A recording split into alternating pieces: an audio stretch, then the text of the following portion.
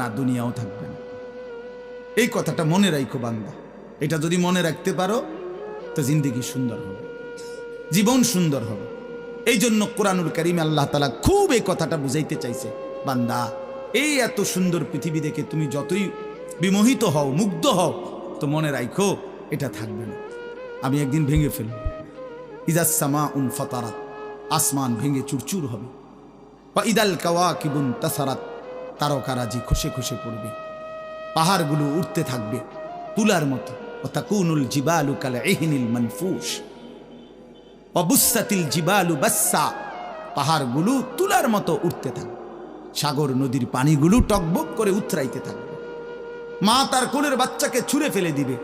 গর্ভবতী নারীর বাচ্চা নিজে নিজে বের হয়ে যাবে। সব মানুষ পাগলের মতো মাতালের মতো হয়ে যাবে। ইসরাফিল ফু দিবে।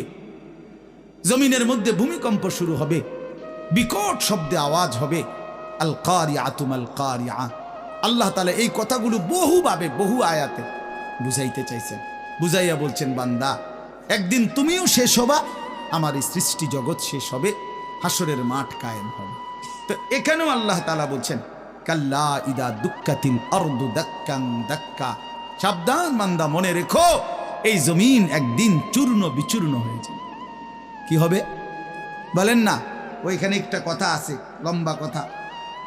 অতুহিব্বুনাল মালা হুব্বান জাম্মা। আল্লাহ তাআলা বলেন, বান্দা দুনিয়ার মাল আর সম্পদের ভালোবাসাটাকেই তোমরা খুব গভীরভাবে দিলের মধ্যে বসায় লাইলা। তবে মনে রাখো, দুনিয়াকে তুমি যত ভালোবাসো, যত মজবুত করো, যত বিল্ডিং, যত ফাইলিং, যত মজবুতই হোক না কেন, এটাই মনে রাখো আমি আল্লাহ এই জমিন, এই সৃষ্টি একদিন ভেঙ্গে চুরে তছনছ করে ফেলবে, চূর্ণ বিচূর্ণ হয়ে যাবে। কাল্লা ইদা দুক্কাতিল আরদু দাক্কান দাক্কা। এরপরে হাসরের মাঠ কায়েম হবে। তো হাসরের মাঠের দৃশ্যটা আল্লাহ তুলে ধরছে যে হাসরের মাঠ কায়েম হবে, মানুষগুলো সব দাঁড়ানো থাকবে, আদম থেকে ইসরাফিলের ফু পর্যন্ত। এই দাঁড়ানো অবস্থায় আল্লাহ তাআলা বলতেছেন, ওয়াজা রাব্বুক। আল্লাহ তাআলা মহান আল্লাহ পাক, তিনি তার শান অনুপাতে হাসরের ময়দানে উপস্থিত হবেন। ওয়াল মালাকু সাফফান সাফফা, কোটি কোটি ফেরেশতা সারিবদ্ধভাবে লাইন ধরে দাঁড়াবে। চারদিকে কোটি কোটি ফেরেশতা, মহান আল্লাহ পাক উপস্থিত, আর মানুষগুলো সব দাঁড়ানো। এই কল্পনা করে হাসরের মাঠ। এবার কি হবে? আল্লাহ বলেন, ওয়াজিআ ইয়াউমাইদিন বিজাহান্নাম। এই অবস্থায় ফেরেশতারা জাহান্নামকে ৭০,০০০ আগুনের শেকল দিয়ে টেনে হাসরের ময়দানে উপস্থিত করবে। মানুষগুলো সচক্ষে জাহান্নামকে দেখবে। জাহান্নাম একটা বিকট তার আগুনের গর্জন, তীব্র আগুনের যখন একটা গর্জন উঠবে, আল্লাহর কসম নবী বলছে, পুরা হাসরবাসী তখন চিৎকার দিয়া বলবে, ইয়া রব্বি নাফসি নাফসি, আয় মাওলা আমাকে বাঁচান, আমাকে বাঁচান। এই প্রথম হাসরবাসী কথা বলবে। তাফসিরে আছে, হাদিসে, মানে প্রথম চুপচাপ দাঁড়ায় থাকবে, কিন্তু জাহান্নামকে যখন দেখবে, জাহান্নামের চিৎকার যখন শুনবে, তখন পুরা হাসরের ময়দানে চিৎকার উঠবে, ইয়া রব্বি নাফসি নাফসি, আল্লাহ আমাকে বাঁচান। নবী সাল্লাল্লাহু আলাইহি ওয়াসাল্লাম বলেন, আল্লাহ তাআলা ফেরেশতারা যেন দেখাই দিবে ইব্রাহিম আলাইহিস সালামকে, ওই যে আপনার ছেলে ইসমাঈল, তার ব্যাপারে কিছু বলবেন। ইব্রাহিম আলাইহিস সালাম বলবেন, ইয়া রব্বি নাফসি নাফসি, এই মাওলা আমাকে বাঁচান, আমাকে। ওর বিষয়টাও দেখো। ইয়াকুব আলাইহিস সালাম, ওনার ছেলে ইউসুফ আলাইহিস সালাম, এটা সেই ছেলে 40টা বছর দুনিয়াতে যার জন্য উনি কাঁদছিলেন। ফেরেশতারা বলবো, ওই যে ইউসুফকে দেখা যায়, তার ব্যাপারে কিছু বলবেন। ইয়াকুব আলাইহিস সালাম বলবেন, ইয়া রব্বি নাফসি নাফসি, এই মাওলা আমারে বাঁচান, আমার। ওটাও বুঝো। ওয়াজিআ ইয়াউমাইদিন বিজাহান্নাম, জাহান্নামকে হাসরের ময়দানে আনা হবে। বন্ধু, বিষয়টারে তুমি আমি খামখেয়ালি মনে করো না বাপ। হাদিসের মধ্যে আছে, হযরত ইরবাজ ইবনে সারিয়া, রাসূলুল্লাহ সাল্লাল্লাহু আলাইহি ওয়াসাল্লামের একজন সাহাবী, ইরবাজ ওনার নাম। উনি বর্ণনা করছেন যে একদিন রাসূলুল্লাহ সাল্লাল্লাহু আলাইহি সাল্লাম আমাদের মাঝে ওয়াজ করলেন। ওয়াজানা রাসূলুল্লাহ সাল্লাল্লাহু আলাইহি ওয়াসাল্লাম, দুই একজন স্বেচ্ছাসেবক ভাই কাজ করে খেদমত করো, যে বলো যে বসতে। তো আল্লাহ রসুল সাল্লাল্লাহু আলাইহি সাল্লাম তিনি বলেন যে আমাদেরকে ওয়াজ করলেন। এই ওয়াজ, এই শব্দটা কোরআনের শব্দ, রসুল্লাহ সাল্লাল্লাহু আলাইহি সাল্লামের জন্য ব্যবহৃত শব্দ। ওয়াজ ওয়াজ এটাই সুন্দর। প্রোগ্রাম, এই আজকেও একজন আমারে একটু হুজুর এখন কোথায় প্রোগ্রাম? না, কোথাও না। হয়তো আপনি এখন কোথাও কোরআনে ওয়াজ যাবেন না? হ্যাঁ যাবো, ওয়াজে তো আছে আব্দুল্লাহপুর দেবিদ্যা। মানে আমার তো এখন এটা ওয়াজ মাহফিল, এটা প্রোগ্রাম। প্রোগ্রাম কি তা? প্রোগ্রাম আর ওয়াজ সমার্থবোধক শব্দ নয়। ওয়াজের ইংরেজি না প্রোগ্রাম, ওয়াজ ওয়াজ এটাই। তার মানে প্রোগ্রাম তো যে কোনো অনুষ্ঠানকে বলে, খানা দানা, যে কোনো আড্ডা, এটাও তো একটা প্রোগ্রাম। কিন্তু রাসূলুল্লাহ সাল্লাল্লাহু আলাইহি সাল্লামের সাহাবীরা ব্যবহার করছেন যে নবীজি আমাদের মাঝে ওয়াজ করল। আপনার কাছে এটা পুরান পুরান মনে হইল, এটা হাদিসের শব্দ। ইয়াইজুকুম লাআল্লাকুম তাযাক্কারুন, এই যে কোরআন শরীফ আছে, আল্লাহ বলেন আমি ওয়াজ করতেছি তোমাদেরকে যেন তোমরা আমি আল্লাহর ওয়াজ থেকে উপদেশ গ্রহণ করতে পারো। ইয়াইজুকুম, যে কোনো আলেমকে জিজ্ঞাসা করেন, ইন্নাল্লাহা ইয়া'মুরু বিল আদলি ওয়াল ইহসান ওয়া ইতাই যিল কুরবা ওয়া ইয়ানহা আনিল ফাহশাই ওয়াল মুনকারি ওয়াল বাগি ইয়াইজুকুম লাআল্লাকুম তাযাক্কারুন। এজন্য ওয়াজ, এই শব্দটা কোরআনের শব্দ, এটা রাসূলুল্লাহ সাল্লাল্লাহু আলাইহি সাল্লামের শব্দ। তাহলে এর চাইতে দামি হয়ে গেল প্রোগ্রাম? কথা বলেন না। যাই হোক, তো বলতেছিলাম আল্লাহ নবী সাল্লাল্লাহু আলাইহি ওয়াসাল্লাম তিনি বললেন, ওয়াজ করলেন, সাহাবী বলতেছে। তো এতে আমাদের অবস্থা কি হলো, শ্রোতাদের হালাত কি হলো? নবী সাল্লাল্লাহু আলাইহি সাল্লামের সাহাবী বলেন শ্রোতাদের অবস্থা হলো দুইটা, জারাফাত মিনহাল উয়ুন ওয়া ওয়াজিলাত মিনহাল কুলুব। নবীজির ওয়াজের পরে আমাদের হালাত হলো এই যে আমাদের চোখ দিয়ে অঝরে পানি ঝরতে লাগলো, আমাদের দিল আল্লাহর ভয়ে কাঁপতে লাগলো। সরাসরি হাদিস। তাহলে ওয়াজের মাকসাদ বুঝলেন কিনা, যে কি হওয়া উচিত ছিল? চোখে পানি ঝরছে আর দিল আল্লাহর ভয়ে কাঁপতেছে। কোরআন শরীফে আছে, সরাসরি কোরআন শরীফে, وَإِذَا سَمِعُوا مَا أُنزِلَ إِلَى الرَّسُولِ تَرَى أَعْيُنَهُمْ تَفِيضُ مِنَ الدَّمْعِ مِمَّا عَرَفُوا مِنَ الْحَقِّ। আল্লাহ বলেন রাসূল আপনার সাহাবীদের হালাত দেখেন।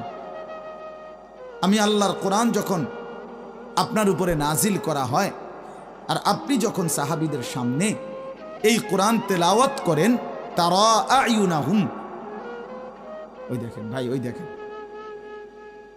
দেখছেন কি পরিমাণ অপদার্থ এটা? এরকম করলে কেন ভাই তুমি? আরে তুমি মিয়া জ্যাকেটওয়ালা, তুমি আবার পিছে চাও কেন? তুমি চিনো না আমারে, কোনোদিন দেখো নাই? আমি এক মিনিটের জন্য ছেড়ে দিতে রাজি না। আমি নওজওয়ানের পরিবর্তন চাই। এই এক ফিকির নিয়া জিন্দিগির আমার মেহনত, প্রতিটা নওজওয়ানের বদলানো চাই। এই জন্য সোজা কেউ না বলুক, তারা আমি বলবো, আমি নিয়ত করছি যে একদিন পারি একদিন বলবো।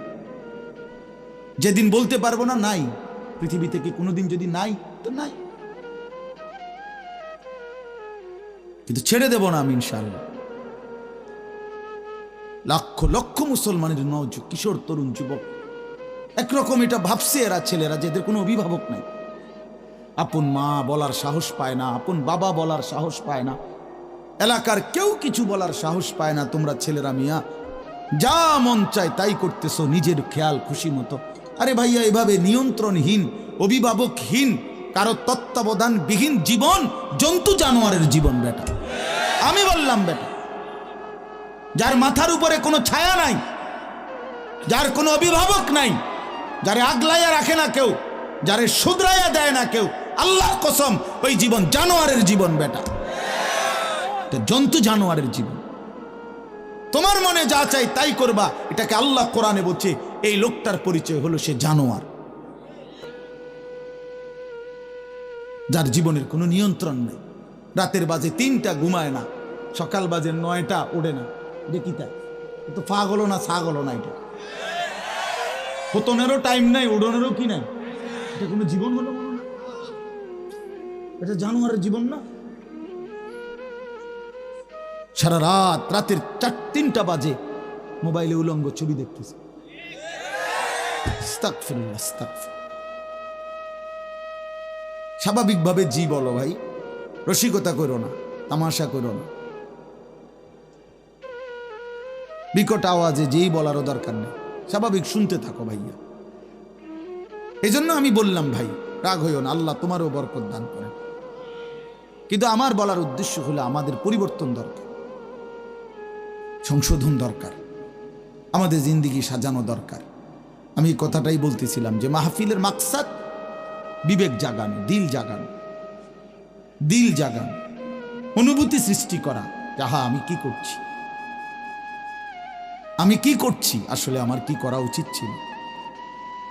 তাইলে কোরআনুল কারীমের মধ্যে আল্লাহ তাআলা বলছেন, আল্লাহর কথা শুনলে সাহাবীদের চোখ দিয়ে তারা আয়ুনাহুম তাফিদু মিনাদ দামঈ, নবী আপনি দেখবেন আপনার সবগুলো সাহাবীর চোখ থেকে অঝরে পানি ঝরছে, কাঁদতেছে। আল্লাহর কোরআন শুনলে সাহাবীরা কাঁদতেন। কোরআন শরীফে একটা সূরা আছে 29 পারা, সূরা দাহার, কোরআন শরীফের 75 নম্বর সূরা, 76 নম্বর সূরা। এই সূরাটা ছোট্ট একটা সূরা। এই সূরার মধ্যে জান্নাতের অসাধারণ বর্ণনা আছে। যেদিন এই সূরাটা নাজিল হইছে, নবীজি উপস্থিত সাহাবী যারা ছিল সামনে, তখন জিব্রাইল মাত্র নাজিল করছে, নবী সাল্লাল্লাহু আলাইহি সাল্লাম সাহাবীদের সামনে শুনাইছে এটা, এই সূরাটা। এই সূরার মধ্যে জান্নাতের খুব সুন্দর বর্ণনা আছে, সূরা দাহার। তো এই সূরার এই জান্নাতের বর্ণনা শুইনা এইখানে বসা একজন সাহাবী, কালো, রজুলুন আসওয়াদ তাফসিরে আছে, উনি ছিলেন একদম কালো রঙের সাহাবী, সহজ সরল সাহাবী। এইখানে বসেই একটা চিৎকার দিছে জান্নাতের আকাঙ্ক্ষায়, ওইখানে ইন্তেকাল করছে। আল্লাহ নবী সাল্লাল্লাহু আলাইহি সাল্লাম বলছেন, লাকাদ আখরাজা নাফসা সাহিবিকুম আশ-শাওকু ইলাল জান্নাহ, তোমাদের সাথী জান্নাতের শৌক, আগ্রহে জীবন দিয়ে দিল। দেখো, जान दिए दिलो जान, निकल जाए दम तेरे कदमों के नीचे, यही दिल की हसरत, यही दिल की आरज़ू है। আল্লাহর প্রিয় বান্দারা এটা বলে যে, হে বড় মাওলা, আপনার কদমের নিচে জীবন দিয়ে দিলাম। এটাই ছিল দিলের তামান্না, এটাই ছিল দিলের আফসোস, আহাজার। সাহাবায়ে কেরাম যখন আল্লাহর জন্য শহীদ হইতেন, অসংখ্য সাহাবীদের জীবনীতে আছে, যুদ্ধের ময়দানে যখন শহীদ হইতেন রক্ত মাখা শরীর নিয়া, শেষ মুহূর্তে সাহাবীরা একটা কথাই শুধু বলতেন, ফুস্তু ওয়া রাব্বিল কাবা, কাবার রবের কসম, আমি কামিয়াব হয়ে গেলাম, আমি সফল। ফুস্তু অর্থ হলো আমি সফল হয়ে গেলাম, সফল হয়ে গেলাম। তার মানে শহীদ ব্যর্থ হয় নাই, শহীদ কি হয়েছে? সফল হয়েছে। শহীদ জীবন পেয়েছে, নতুন করে জীবন পেয়েছে। এই জন্য আমার ভাই, আল্লাহর জন্য আল্লাহর কথা শুনলে দিলের হালাত এমনই হওয়ার কথা। হাদিসের মধ্যে আছে, হযরত আব্দুল্লাহ ইবনে মাসউদ রাদিয়াল্লাহু তাআলা আনহু, তিনি বলছেন যে একদিন নবীজি আমাকে বলছেন কোরআন শরীফ তেলাওয়াত করে শুনাইতে, নবীজিকে শুনাইতে। হযরত আব্দুল্লাহ ইবনে মাসউদ রাদিয়াল্লাহু তাআলা আনহু বলেন, আমি সূরা নিসা, এই সূরার প্রথম 40টি আয়াত একটানা নবীজিকে মাথা নোয়ায়া আদবের সাথে নবীজিকে শুনাইতেছিলাম। 40টা আয়াত পর্যন্ত যখন তেলাওয়াত করলাম, হযরত আব্দুল্লাহ ইবনে মাসউদ বলেন, নবী সাল্লাল্লাহু আলাইহি সাল্লাম তখন বলেন, হাসবুকাল আন, এখন থামো। তো 40 আয়াত পরে যখন আমি থামলাম, হযরত আব্দুল্লাহ ইবনে মাসউদ বলেন, ফালতাফাত্তু ইলাইহি, আমি নবীজির দিকে চোখ তুলে তাকালাম, ফাইদা আইনাহু তাদরিফান, তিনি বলেন, আল্লাহর কসম, আমি দেখতে পাইলাম আল্লাহ নবী সাল্লাল্লাহু আলাইহি সাল্লামের দুই চোখ দিয়ে অঝরে পানি ঝরছে। তিনি বহুতক্ষণ ধরে কাঁদতেছেন। তাহলে এই ছিল রাসূলুল্লাহ সাল্লাল্লাহু আলাইহি সাল্লামের হালাত, এই ছিল সাহাবায়ে কেরামের হালাত। আল্লাহর কথা শুনলে নবী নিজেও কাঁদতেন, সাহাবায়ে কেরামও কি করতেন? কাঁদতেন। প্রিয় ভাই আমার, বন্ধু আমার, আমরা মুসলমান। আমি এই কথাটাই শুরু করছিলাম, গাফেল বঞ্চিত হয়, খামখেয়ালি মানুষ, খামখেয়ালি। আর কেন নামাজ পড়ো? পড়ি না, পড়ি না। মসজিদে যাইতে ভাল লাগতেছে না, কেরুম লাগতেছে, কি জানি কেরুম জানি লাগতেছে, কেরুম লাগতে এরুম আরে কেরুম, পাগল কোথাকার বেটা, কেরুম লাগতেছে এটাও কই তারস না তুই? তুই তো একটা অপদার্থ মানুষ বেটা, এটা কোনো কথা হইল? এই জন্য বললাম, মানে আসল কথা হইল গাফেল, খামখেয়ালি। কোরআন শরীফে আছে যত লোক জাহান্নামে যাবে, আল্লাহর কসম ভাইয়া শোনো, যত লোককে আল্লাহ জাহান্নামে ফেলবে, আল্লাহ কোরআনে স্পষ্ট বলছে সবগুলোর পরিচয় হলো উলাইকা হুমুল গাফিলুন, এগুলো গাফেল। কোরআন শরীফের আয়াত, উলাইকা হুমুল গাফ ওয়ালাকাদ যারানা লিজাহান্নামা কাসীরাম মিনাল জিন্নি ওয়াল ইনস। আমি অসংখ্য অগণিত জিন আর মানুষ দিয়ে জাহান্নামকে পূর্ণ করব।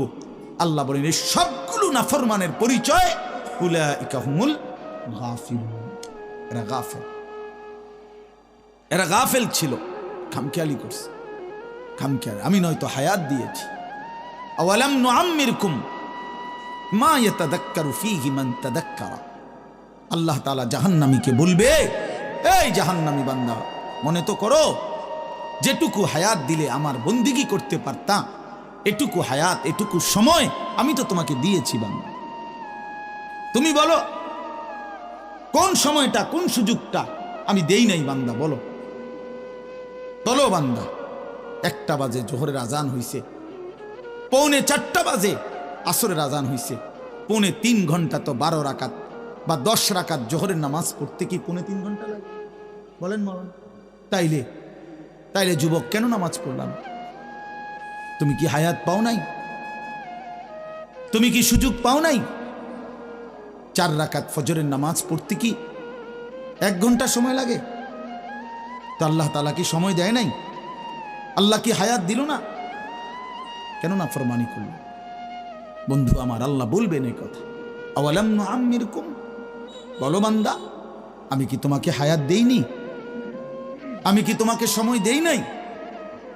কোরআন শরীফে আছে, আল্লাহ বলছেন এটা।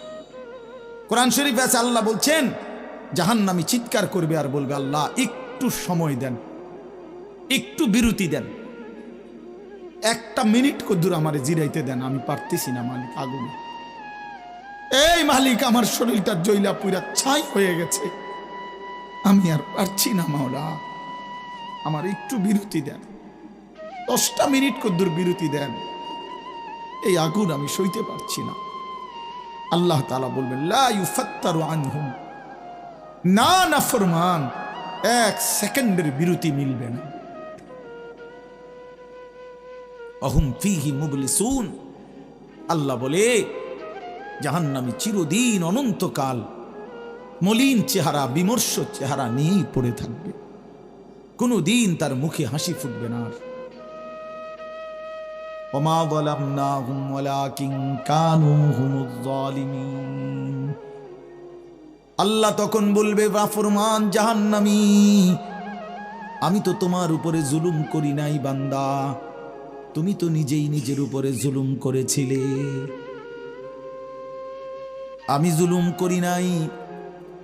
আমি যতগুলো হুকুম করেছি, যতগুলো নিষেধ করেছি বান্দা, প্রতিটা হুকুম পালন করার যোগ্যতাও আমি শরীরে দিয়েছি। তুমি যদি রুকু করতে না পারতা আমি বলতাম না, তুমি যদি সেজদা করতে না পারতা তাইলে আমি হুকুম করতাম না। আমি তো গাছকে বলি নাই সেজদা করতে, তোমারে বলছি।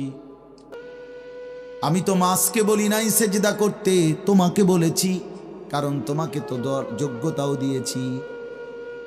ইন্না হাদাইনাহুস সাবিলা, আল্লাহ বলেন আমি তো বুঝাইবার জন্য আমার পক্ষ থেকে প্রতিনিধিও পাঠিয়েছি। আমি তো বুঝবার জন্য আসমানি কিতাবও দিয়েছি, নবীও দিলাম, রসুলও দিলাম, ওলামায়ে কেরামকেও দিলাম, কিতাবও দিলাম, শরীরেও মানার যোগ্যতা দিলাম, তাইলে কেন পারলা না বান্দা? নামাজ পড়ার যোগ্যতাও আছে, বুঝাইয়া বলার লোকও আছে, বুঝবার মতো কিতাবও আছে, কেন পড়লেন না বলেন? আপনারা যে কেউ যদি সিদ্ধান্ত নেন 2 রাকাত নামাজ পড়বেন, তাহলে আপনাদের শরীরে পড়ার যোগ্যতা আছে কিনা? আপনারা যদি সিদ্ধান্ত নেন কিভাবে পড়ব, তো এই কথা বুঝাইয়া বলার জন্য কোনো আলেম আছে কিনা? যদি বলেন কোরআন থেকে কইলেন, তো এটা দেখানোর মতো কিতাব আছে কিনা? তো কি সমস্যার কারণে পারলেন না? বন্ধু বলেন, প্রিয় ভাই বলো, আমার নওজোয়ান সন্তানরা বলো, ভাইয়া কি কারণে পারলা না? আজকের সারাদিনে 5 ওয়াক্ত নামাজ কেন পড়তে পারলা না দোস্ত? কেন পড়তে পারলা না? হ্যাঁ, এই পৃথিবীতে কত বন্ধুর কত আবদার রক্ষা করলেন, পরম বন্ধু মহান আল্লাহ পাকের কোনো আবদার রক্ষা করলেন না। সামান্যটুকু উপকার যে করছে তারে কতবার থ্যাংক ইউ দিলেন। 24 ঘন্টা যিনি লালন পালন করছে তারে একবারও সেজদা দিলেন না। এই নাফরমান, তুই এত বড় গাদ্দার কেমনে হইলি বেটা? বেনামাজির চাইতে বড় গাদ্দার আর কে হইতে পারে? বেনামাজির চাইতে বেয়াদব, অসভ্য আর কি? বেনামাজি অসভ্য, অসভ্য বেনামাজি শয়তান। যার কপালে সেজদা নাই ওই শয়তান, শয়তান, শয়তান, ওইটা শয়তান। আমি বললাম, আল্লাহর কোরআন বলছে, ইবলিস তুই সেজদা দিলি না, আজকের থেকে তুই শয়তান। ইবলিস রে এর আগে শয়তান বলতো না, বলতো না, আজকের থেকে শয়তান, আজকের থেকে রাজিম, ফখরুজ ফাইন্নাকা রাজিম। আল্লাহ বলছে বের হ বেঈমান, কেন সেজদা দিলি না? ফাইন্নাকা রাজিম, আজকের থেকে ইবলিস তুই অভিশপ্ত। এজন্য বেনামাজি অভিশপ্ত, বেনামাজি শয়তান। ওয়া ইন্না আলাইকাল লানাতা ইলা ইয়াউমিদ্দিন। আল্লাহ বলছে ইবলিস তুই আমারে সেজদা দিলি না, তো মনে রাখিস আজকের থেকে নিয়ে ইসরাফিলের ফু পর্যন্ত, কিয়ামত পর্যন্ত তোর উপরে আমি আল্লাহর লানত। এটাই তো তর্জমা নাকি? কিয়ামত পর্যন্ত তুই নাম বেঈমানের উপরে আমি আল্লাহর লানত। এই জন্য বেনামাজি মনে রাখো, এই যুবক তোমরা যারা নামাজ পড়ো না, তোর উপরে আল্লাহর লানত, আল্লাহর লানত, তোর খোদার গজব তোর উপরে, মনে রাখিস। বলে না আমি ভাত খাই, ভাত, হ্যাঁ ভাত জন্তু জানোয়ারও খায়, আমি তো ঘুম যাই, ঘুম কুত্তাও যায়, কুকুরও খায়, কুকুরও পেশাব পায়খানা করে, কুকুরেরও যৌন চাহিদা পূরণ হয়, এই জন্য কুকুরেরও বাচ্চা কাচ্চা হয়। এটা কোনো অবাক কিছু না। আপনি ভাত কতটি খান আর ঘুম যান আর পেশাব পায়খানা করেন আর লজ্জাস্থানের চাহিদা পূরণ করেন, এরই নাম যদি জীবন হতো, তাই জানোয়ারের সাথে তফাৎ কি? বলেন না কেন? জন্তু জানোয়ারের সাথে আমাদের জিন্দেগির তফাৎ কোথায় ভাইয়া? কি ব্যস্ততায় পড়ে গেলেন এই বাবারা, বন্ধুরা আমার, কি ব্যস্ততায় মালিককে সেজদা দিতে পারলেন না? মা সালাকাকুম ফি সাকার ক্বালু লাম নাকু মিনাল মুসাল্লিন। আল্লাহর ফেরেশতা জাহান্নামীকে বলবে, হে জাহান্নামী বেঈমান, কে তোকে জাহান্নামে কেন নিয়ে আসলো? কেন আসলি জাহান্নামে? বন্ধু আমার শুনো বন্ধু, আল্লাহর কোরআনে আল্লাহ বলেন জাহান্নামী বলবে ক্বালু লাম নাকু মিনাল মুসাল্লিন, ফেরেশতা ভাইয়া কারণ আমি নামাজি ছিলাম না, এজন্য জাহান্নামী হলাম। ওয়াইলুন ইয়াওমাইদিল লিল মুকাদ্দিবিন ওয়া ইযা কিলা লাহুম ইরকাউ লা ইয়ারকাউন বলে সমস্ত মিথ্যাবাদী নাফরমান পাপী, সেদিন মনে রেখো হাসরের ময়দানে তোমাদের জন্য জাহান্নাম। যদি বলেন কেন, আল্লাহ বলেন ওয়া ইদা কিলা লাহুমুর কাউ লা ইয়ারকাউন, বারবার তাকে বলা হয়েছে নামাজের জন্য, রুকু করতে, সেজদা করতে, নাফরমান আমি আল্লাহকে সেজদা করে নাই, নামাজ পড়ে নাই, রুকু করে নাই। এজন্যে এই সরাসরি কোরআনের আয়াত এগুলো।